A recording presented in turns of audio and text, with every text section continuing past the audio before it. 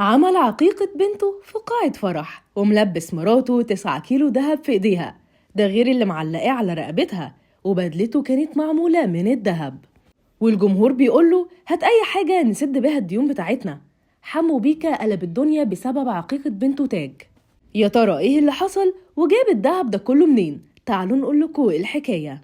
حمو بيكا قلب الدنيا كلها بسبب عقيقة بنته تاج، واللي جاتله بعد صبر سنين طويلة كان بيحلم فيها إنه يخلف. وطول الوقت حمو كان بيشتكي إنه ظروفه المادية مش قد كده، وإنه بيتحارب من كل اتجاه، والمطربين التانيين عايشين حياتهم زي الفل وبيعملوا فلوس، وهو الوحيد اللي الموضوع جاي عليه بخسارة. لكن كل ده طلع فنكوش، وحمو طلع بيغزي العين من عليه، وكل حاجة بانت في عقيقة بنته اللي كانت ولا ألف ليلة وليلة.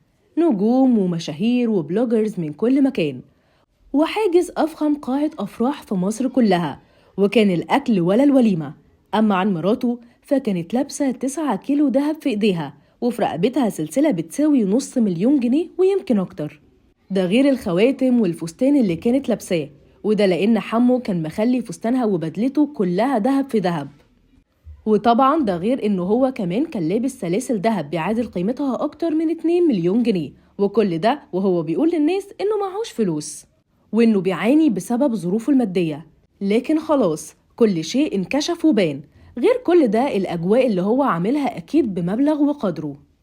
الناس اتقسمت لرأيين بعد ما شاف الفيديوهات دي، وفي الناس اللي هاجمته وقالت له انه كان بيدعي الفقر علشان خاطر يبعد عنه العين، وإنه أغنى واحد في مطربين المهرجانات اللي موجودين، وكان بيقول كده علشان خاطر الناس تتعاطف معاه وتخليه يشتغل، خاصة يعني إنه مش بنجومية عمرو كمال ولا حسن شاكوش اللي قدروا ياكلوا الجو منه وعرفوا ياخدوا طريق مختلف، رغم إن حمو كان هو صاحب الفضل عليهم واللي طلعهم.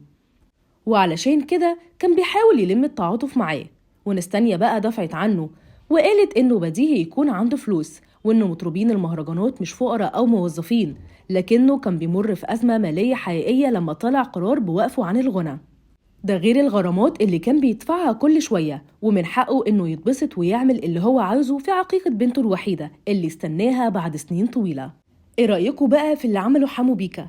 وهل شايفين إنه كان بيدعي الفقر ولا كل ده مظاهر فرح ببنته مش أكتر؟ شاركونا رأيكم في الكومنتات.